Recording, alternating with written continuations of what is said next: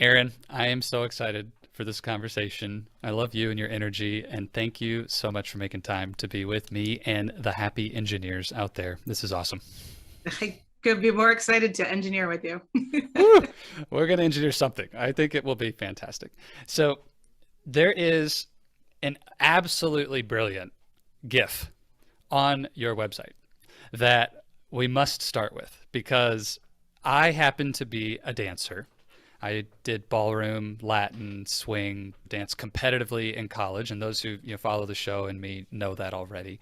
And here's Erin, you're this CEO on stage in a GIF of you doing some incredible dancing. And I loved the quote that was on your site around this, that you hate dancing where you're supposed to dance, but you love to dance where you're not supposed to.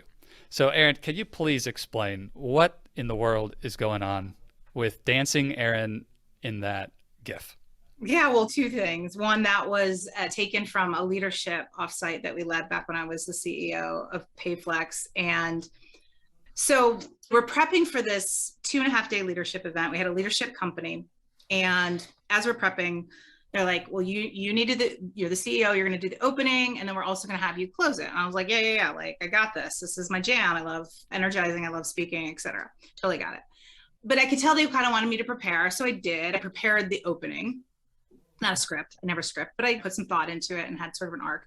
And that was great. And then they said, well, also the ending. I said, well, I can't prep the ending. You got to wait, see, right? You got to see what happens. Like it's Yeah, a build totally. up. They said, well, we have an idea for you. And they had sent a couple weeks earlier, they had sent this video.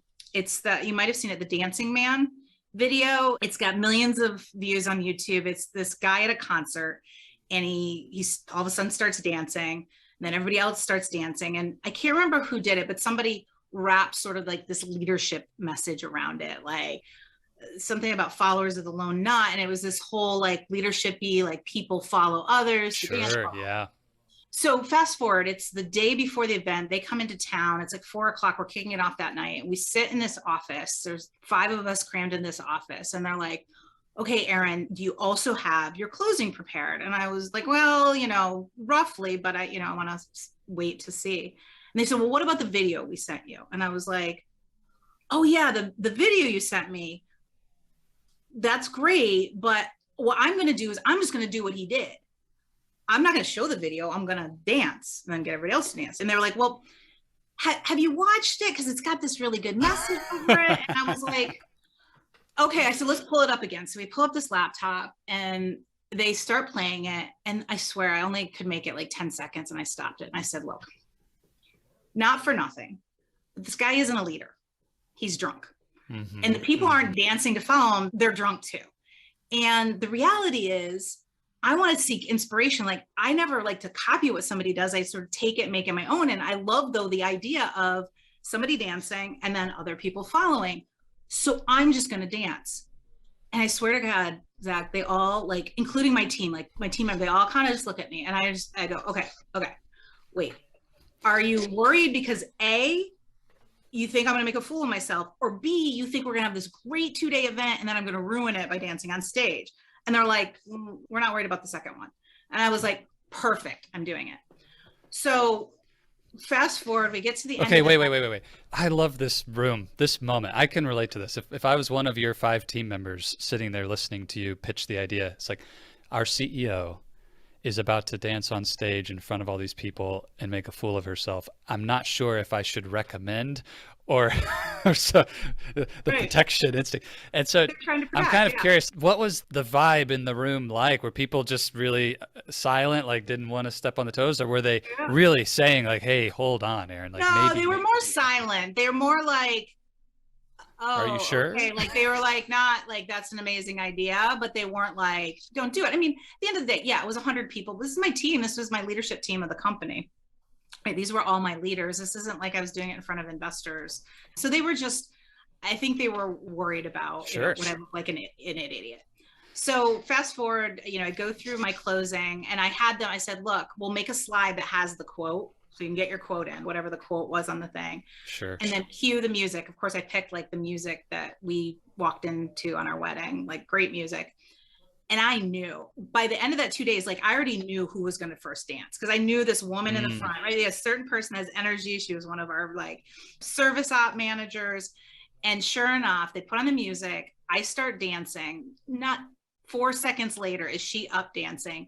Not 10, 15 seconds later, the entire room is dancing. I ended up going down off the stage to each table. Especially some of my older men employees, like the worst dancers ever, but they were doing their best to shimmy. Everybody was up.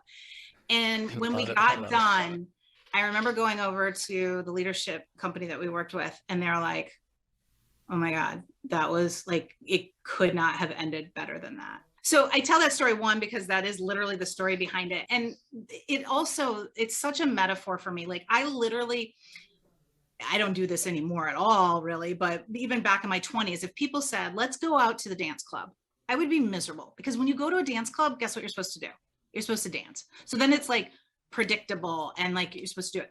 Take me to an Irish pub that has like a jukebox in the back and give me a few extra drinks. And by the end, we're like dancing on tables, which has definitely happened before. To me, that is like the best night possible because it's my son said it best. He's he comes right off of the tree of me. We were down in Orlando this winter. My parents have a place down there and we're not big Disney people. We love water parks, but when we went down there, we hung out, we rode in golf carts, swam. And we were taking a walk one morning. He's actually never been to the Magic Kingdom. My daughter has. And I said something about it, kind of feeling guilty. And he looks at me and goes, no, I don't like organized fun. And he's like, that's organized. I don't like, like I don't want somebody to tell me like, I want spontaneous. And it's a metaphor for everything. And I think so many people feel that, and we'll talk about that, I'm sure, today. But this concept of not doing something, we hear it all the time, don't shit on yourself, not because you should, but not doing stuff that doesn't feel aligned. But the good news is you don't have to do completely different. Like showing that video wasn't totally in alignment with what felt right, but I applied actually what I call the 50% rule. And I like 50%, I kept the concept, then I did it my own way. And that's really where I thrive. And I think that's where so many people can thrive, and they can understand that they can actually do it their own way and do it better. Using that moment maybe as a catalyst to get into the work that you do and how powerful it is in organizations, what is it that you believe, looking back at that dancing and the spark that it created in the room, what is it that makes it work? Is it that anyone could get on stage and just start dancing and it always would happen? Or is there more to the story? And like, could you just maybe pull that out for us? Why does what happened happen in that moment? Well, so I'll start there and then I'll go backwards. The reason that worked wasn't because of energy. It really was authenticity. I mean, at that point, people knew me as a leader. And by the way, I'm not a dancer. That's a gift that shows 2 seconds. Like I do the worst running man, but I love doing the running man. But it's a connector. My team really felt connection with me because it's not just that I danced, but I danced really crappy. I didn't dance great. It was messy. And just to kind of take a step back, I think for your listeners, I had a great corporate career, but much like most people, it wasn't planned. I didn't come from a small town in northern Michigan, Michigan girl like you and your wife, and you're not a girl, but I didn't have grand plans to be some big executive. I came into Aetna, which is a great company. And in fact, I think your listeners should know how I started there. I was in college and I was actually in engineering. I was in an engineering program because I was good at math, and that's what you do, right? Like you go into engineering. Of course. I was a paper engineering major at Western Michigan University, which was great until we took a little trip to the paper mill. And then I realized that's not where I wanted to be working. Wait, that's a specific discipline you could be as a paper engineer? It's a specific discipline that they have at Western Michigan University. And so I didn't do very well. I think I got my first C ever in my entire life in engineering. And so my sophomore year, I decided to drop out. And it was my sophomore year, and my roommate actually was a junior. So she was in the business college, and she knew, I was just taking classes, which was fine. I was still taking my math classes, taking some of my other core classes.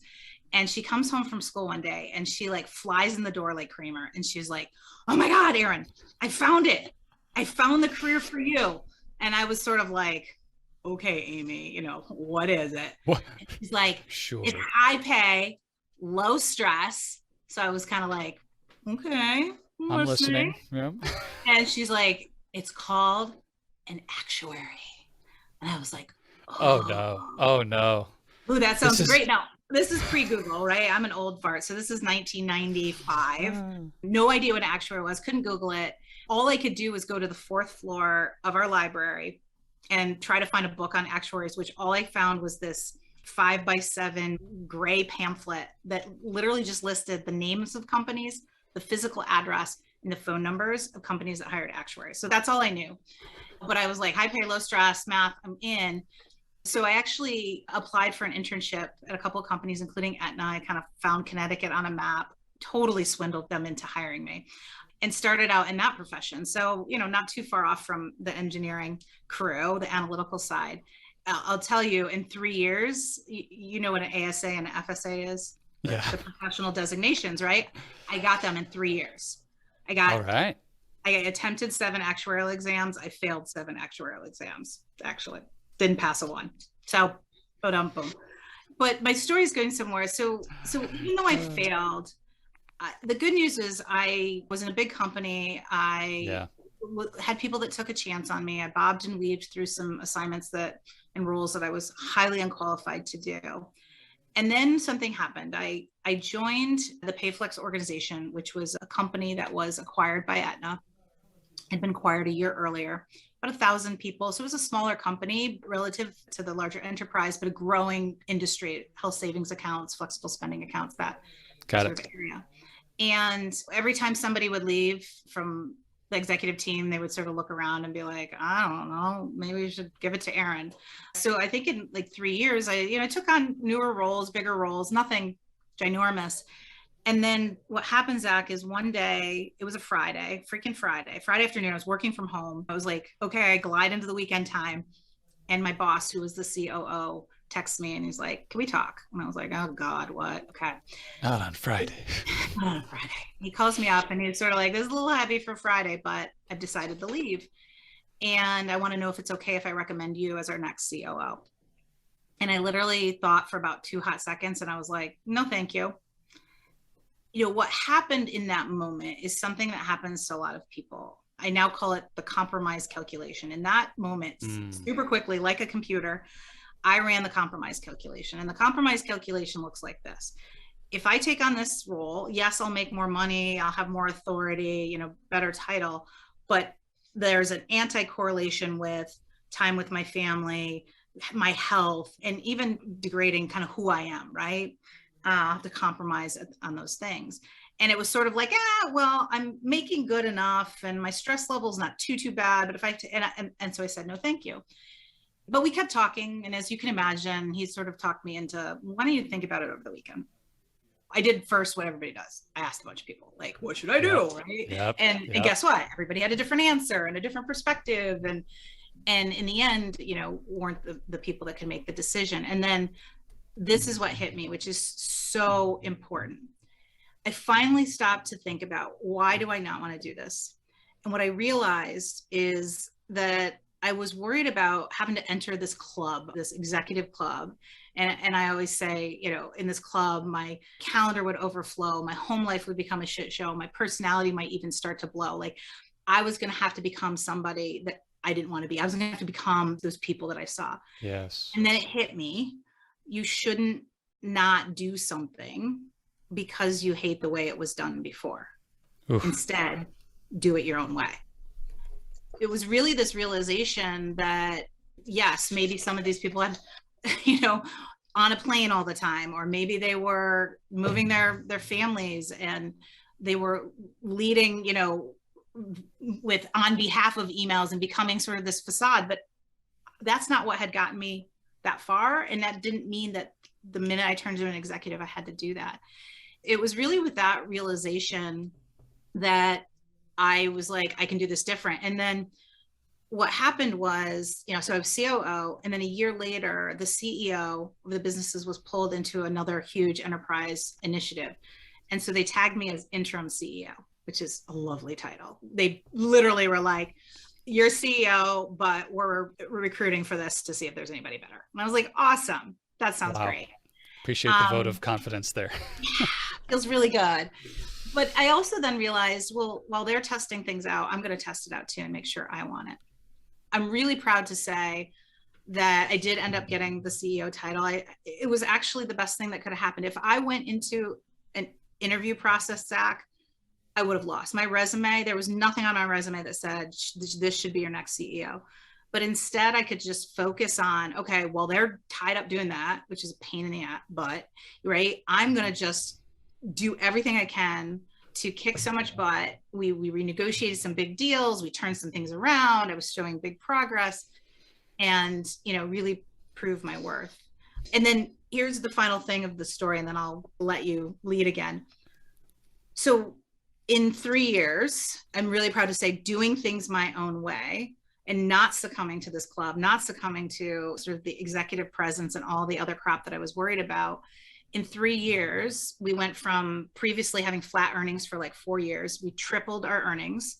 Wow. Our employee engagement went up 12 percentage points. And when I announced my retirement, which is a whole nother story, but I decided I was ready to do something new, here's what happened.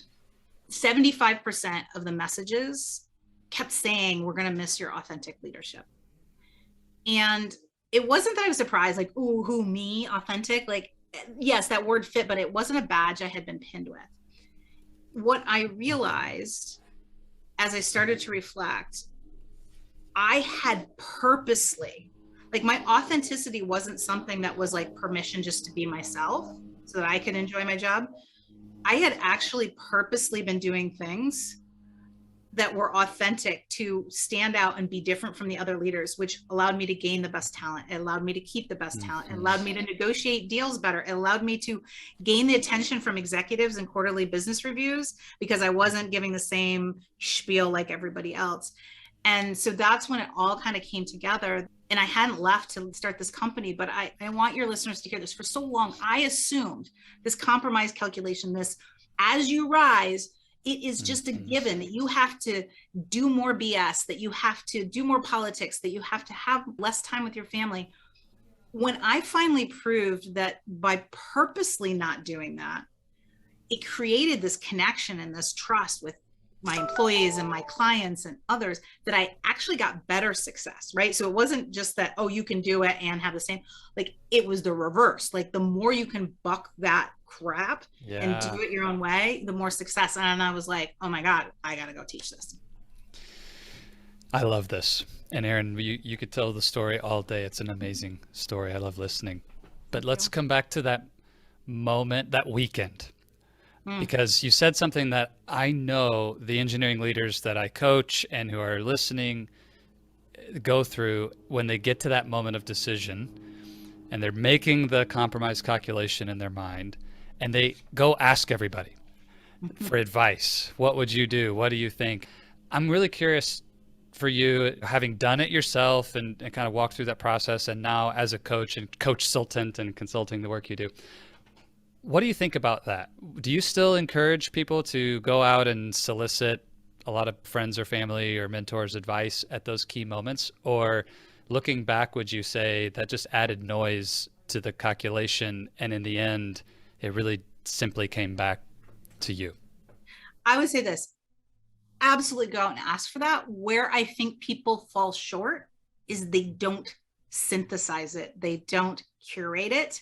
They don't process it in a way. They take it sort of like a cheeseburger off the McDonald's line and think they're just going to eat it. No, you like just take the one, the pickles out of there, and then take, I don't know, the French fries from it. This is the worst metaphor I've ever come up with, right? Like curate it. I mean, and here's what I'll say is, unfortunately, most people that are close to you that you're going to ask, first of all, they are well-intended. Any advice they give you is because they care about you and they want you to do the right thing. The bad news is they don't know the freaking right thing all the time. And they also don't know, I mean, most of them are not coaches, right? Really what people should do if they come to you, go to a friend, they should come back to you, and you know this, they should ask you questions, right? Like, they should be more reflective versus advice. But that's not how we're wired. And I'm not perfect either. I mean, I've given out plenty of advice, but I would say it's not that you don't want to do that. I would say, whether it's advice or just, I talk to so many of my clients about this, people that have risen in their career. I've said, when have you ever stopped to actually curate and think about the things you've learned and put together your own recipe, your own thoughts, your own perspective? So that's my advice. Take it, but you got to then take it back and you got to do your own cooking. Yes, that's really good. And I agree. People don't have a practice of creating space, silence, stillness to let their thoughts, Yes. I like the word marinate, but Yes, totally. since we're on a food metaphor, we could just roll with that. I don't think a McDonald's cheeseburger and marinate go together, but we can find a way to make this work. Erin, Mm-hmm. the thing that I find then with the engineering leaders that I coach is they really love what you just described. Do it your own way. And the title of your book is amazing. The you do you ish, this whole, but there's a lack of belief that that's actually possible. It's like, it sounds great, Erin, and you found a way to pull it off in your company with the culture there because of these. And we can always come up with 5 or 6 or 20 reasons that it worked for you. But Yeah. if I take that director of engineering position, or if I take that CTO position, I'm never going to see my family again. It worked for you, not going to work for me because, Erin, you don't know my company culture, or da da da. So can you describe your experience or just help us to nurture some belief that that's BS and it's possible anywhere? Like, why should I trust that this is a true story? First of all, I didn't work in Storyland or some fanciful place. In fact, my leader, because I was CEO, but I still reported up to an EVP of the parent company, was not authentic, was a sort of corporate, like she had been doing it the way forever. And what I'll say is that there is a period of time, whether it's micro or macro, so it could be on a meeting that you're doing or a project you're leading or business, where it's going to feel uncomfortable. If you, for example, say, okay, normally we do these projects and we always do a steering committee and we report it up and we fill out 17 templates and you say, we're not going to do that anymore. I'm just picking an example for you. Say, we're going to do it our own way. We're going to do it. We're going to cut out the BS. We're going to do it our own way. There is going to be a period of time of resistance. But here's when your leadership doesn't care: when you get results. So there was a period of time for a couple of months where my boss thought I was nutso, like just some of the ways I was negotiating things or doing things. I'm sure she was like, she has no idea what she's doing, and let's hurry up this executive search. But once you start showing results, which you will, because guess what? Everybody is craving you to be that leader that cuts out the crap and acts more human, and all the principles that I talk about around authenticity. You're going to get better results. Once you start getting those better results, they ain't going to give two hoots what you're doing, because that's all your leadership cares about. First of all, if you're I have a quote in my book. I think it's something like, if you're working harder, you're leading worser. Some of that, I'm just going to be tough love. Like, you're addicted to the hum and the buzz, and the fact that you think that you're going to take on an executive role and work more hours, it's probably because you're lazy and you're not leading enough. And I know that's really tough love. And trust me, I've been there. I am not perfect. But yeah, everybody has those constraints. But once you can get the results doing it a different way, and you can get the best, really, it's about getting the best team. Let's be honest. At the end of the day, I used to laugh. I'm like, it's one big popularity contest. Within the halls of Aetna, 50,000 people, I was constantly stealing the best talent. You know how easy your job gets when you have the best talent? Yeah. You know how much less you work, less you stress if you have the best talent. So there is an investment period where you might look weird, you might be working harder. But if you have the guts to say, well, it's either that or I just keep running on the same treadmill, and that might not work out either. If you have the guts to say, I'm going to do it different, it will pay off. But you've got to get so through that. Brilliant. I want to put a giant exclamation point on this idea that if you simply solve the problem that you're facing by working harder, longer hours, that's actually the lazy way out, because you're not doing what it takes to lead and become that authentic leader who can then enable and equip and delegate and all the things it takes to let the organization improve. And the ego in me even curls up right now as we talk about it. I still want to go down that path because it feels good for Zach to know that I carried the banner and I'm the one who got us across the finish line. And I know better in my conscious mind, but even today, there's this little voice in the back that's like, I want to go crush it, and working hard makes me feel good. And so, whew, Erin, that's like, we could do a whole nother episode just on that point. Let's get into the terms. The engineer in me, I love definitions and being precise about what things mean. And you do a great job of helping people understand what authenticity as a leader is and what it's not, and some distinctions there. Would you share that for me and for the engineering leader listening? When you talk about authentic leadership and being authentic, what does that really look like? Back to the story, right? Like I come out, I have this epiphany. I was like, oh my God, I got to go teach this. And then I was like, crap, What is it? how do I teach something that's like fluffy unicorn doo-doo, as I call it? But I knew I didn't walk into work like I would walk into a pool party at my best friend's house, right? Like I knew that it was more than simply being myself. So I started to reflect and do research. And one of the things that's important to understand, the root word of authenticity is authentikos, which is a Greek word. And authentikos means to be genuine, original, and authoritative. When you think about, I see the word authenticity and you think of the first person that comes to mind, there is a more nuanced, complex. And so once I had that realization and I realized authenticity is not simply being yourself, it's also not synonymous with transparency. I get that question all the time, but well, Erin, though, can you ever be too authentic? Wink, wink. I'm like, no, you can't. You can be too transparent. Yeah, you can come in and talk about all the troubles you have or your relationships. That's not the same. Transparency and authenticity aren't the same. And so when I work with people, the first thing I do is really get them to understand not only is there a richer definition, but this is really important. People that are authentic, especially authentic leaders, and I talk to people both in leadership levels, and authenticity works for climbing the ladder, but especially in the leadership, authenticity is actually not about you. When you do authenticity, when you act with authenticity, you're doing it actually for the other person. For example, one of my definitions is exposing who you are when people least expect it. And one of the key principles is humility, and where you purposely use humility. I did it at the beginning. I purposely will always use humility when I first meet somebody. I talked about failing my actuarial exams. Why?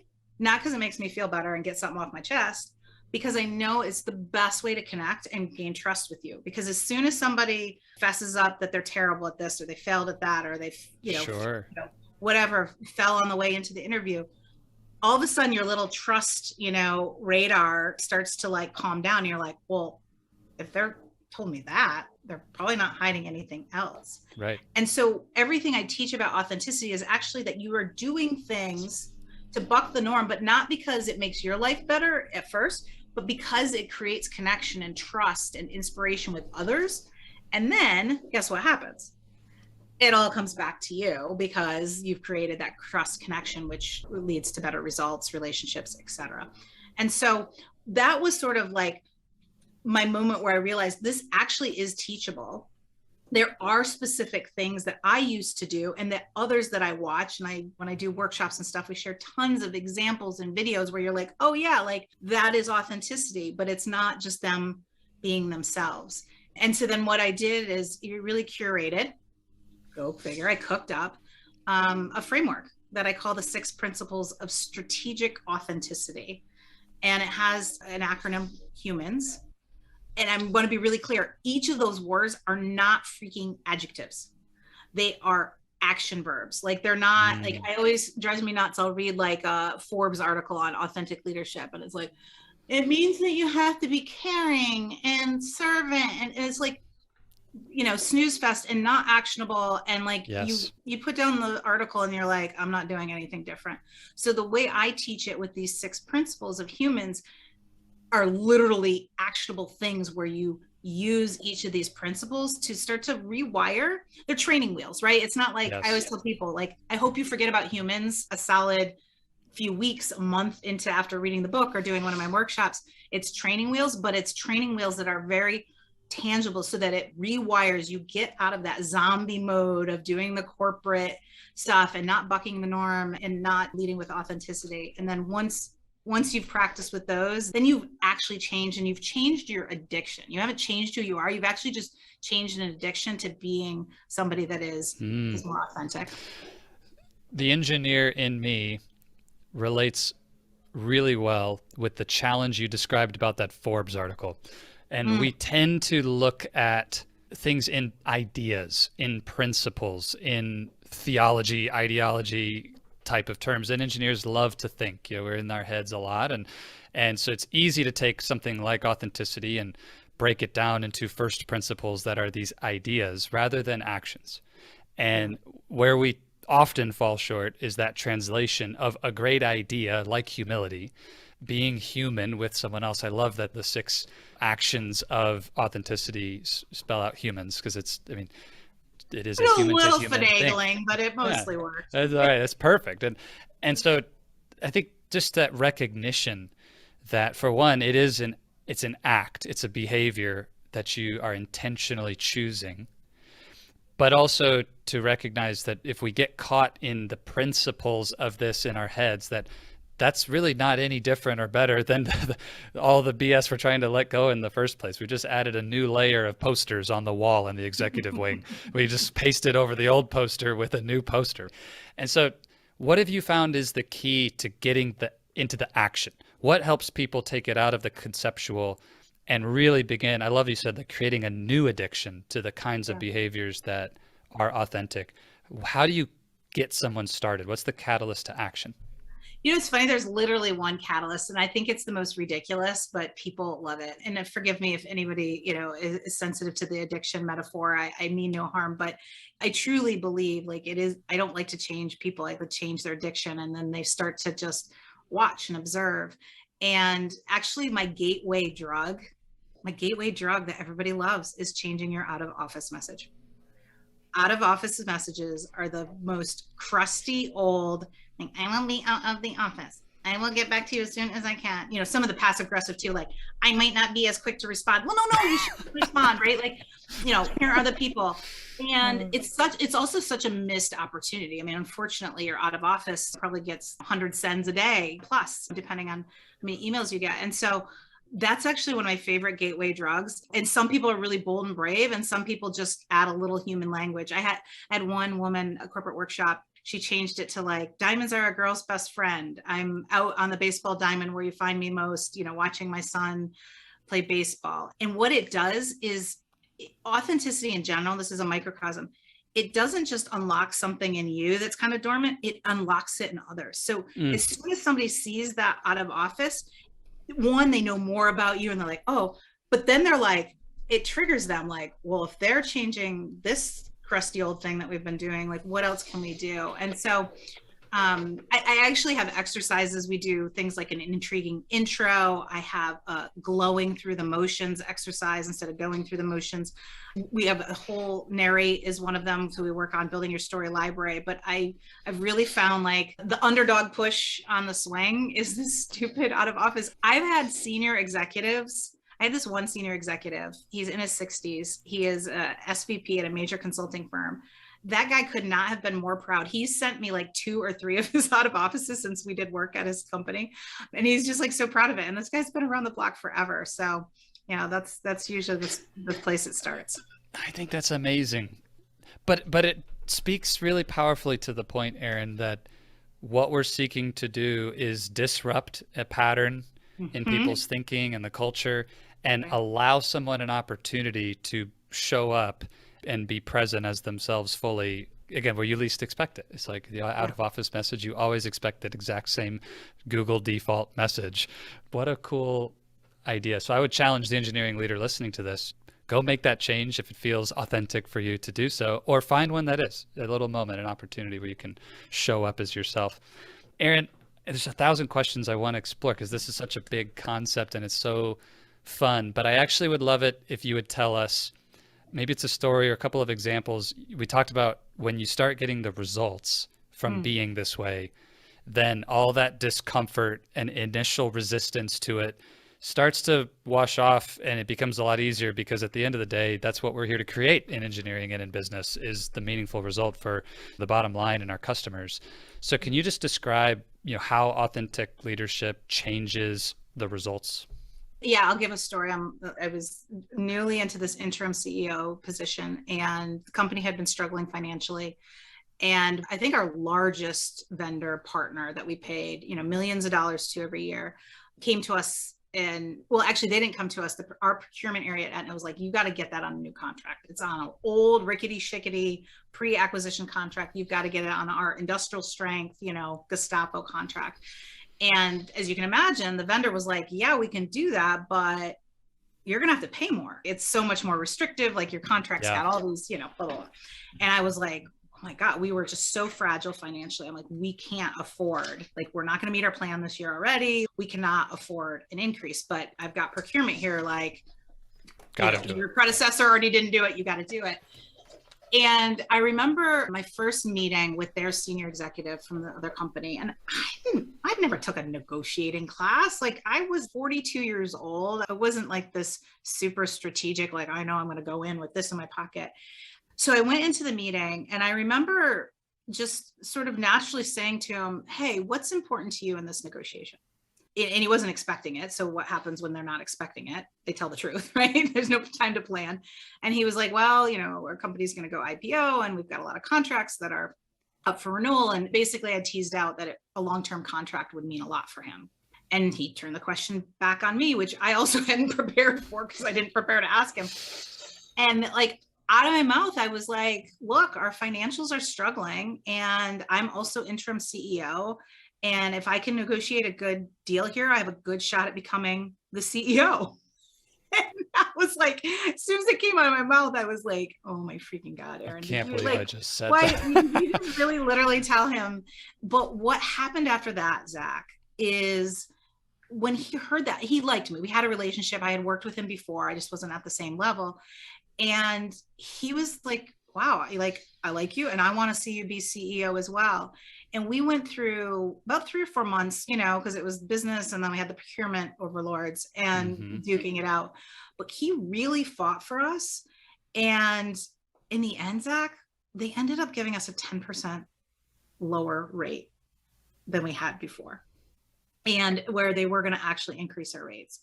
And so, I mean, that's just an example where it is kind of a popularity contest, and not a surface level popularity contest, but a deep one in which the respect that he had, one, by asking the question, wanting to give him what he wanted, but also by just being open and honest. And humans want to help other humans. And when we had a good view that contract was going to go well, that was one of my first wins, where my boss, who thought I was nuts, was like, this is really good. Nice job. Then we had another big negotiation, and then we had some other things. And then I would also just go back to, guys, it's a talent. It's a talent game, period. End of story.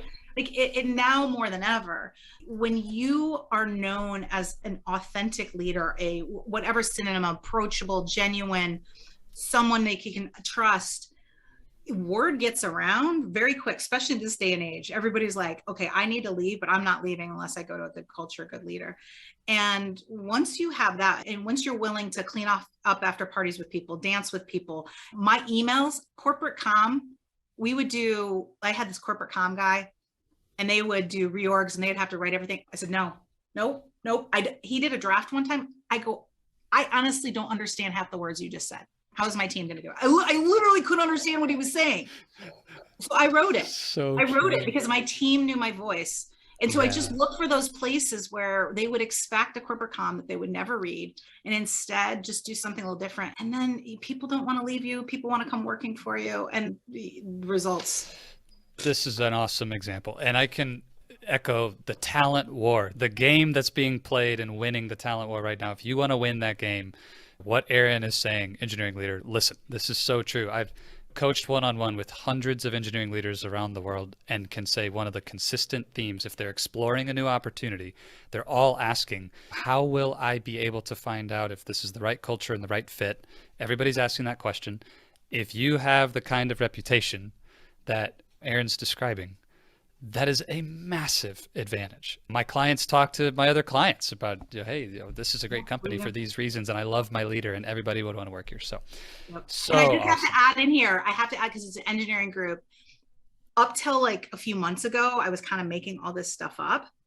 but we actually did a research project. I don't even know if you know that, Zach, but we launched the impact of authenticity in the workplace. We did a national study, over 1,100 respondents, plus or minus 2.985% credible. And we looked at number of things. We looked at, is your leader authentic or not? And then we extrapolated and that looked at things brilliant. like trust, followership, the correlations. I mean, one example, we asked how much is authenticity practiced in your organization? And we gave them a Likert scale, very often, whatever, 5-point scale. And then separately, like 10 questions later, we asked them, do you think you'll be working at your company 2 years from now? The people at the top of the Likert scale that said it's, always practiced, 92% said they would be. Then it went down to like 80 some percent, 65%. And those where it's not practiced, it was 40%. The correlation of would you follow your manager if they went elsewhere? Authentic managers, it was 4 times more likely. Trust was 4 times higher. So like data guys, the sounds fluffy, but shows that, I like to call it the ROI is there, the ridiculously obvious idea has been proved. The ridiculously obvious idea. Oh, that's brilliant. Erin, this is so good. I'm excited to see where you take us to land the plane today around this idea of authenticity. And it really does connect to what we do in coaching and what these engineering leaders are doing every day out there getting the work done, that in our lives and our work, the questions we ask lead and answers follow. So if we want better answers, let's ask better questions. So if the engineering leader who's been listening to this conversation wants more of that authentic leadership in their life, what would be the question you would lead them with today? Oh my God, it's so freaking simple. Here it is. What are you sick of? Or what do you want more of? Then give that to people.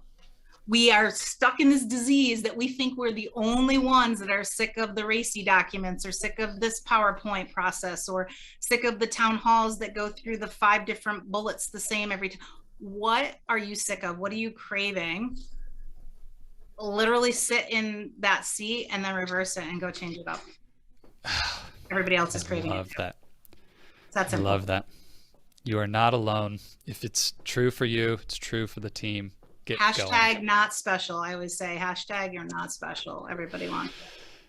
Well, Erin, I have a hard time believing that you're not special, but this conversation has been hashtag special for me. I can't thank you enough. So if people want to find more, they want to hire you, bring you into their organization, get connected, where can people go to get more Erin in their life?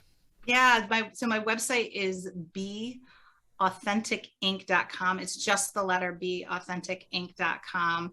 Find all kinds of crud there, all kinds of authentic stuff. So whatever floats your boat, hopefully we can help push you along. So for everybody who wants to see Erin dance in that GIF, please go visit the website immediately. It will not be a waste of your time. And I can't speak highly enough about the power of the work that Erin and her team are doing in companies. And it could be yours if you need this, or if you need coaching, please connect with her. It's amazing. I mean, I feel that energy of authenticity and trust building just in chatting with you, Erin. So, I mean, it clearly works, and everybody, I encourage you to go out there and plug in with Erin. All those links will be in the show notes. You know where to find those at thehappyengineerpodcast.com. Erin, thanks again for making time, your generosity, the value you gave us today. It's just been awesome. My pleasure.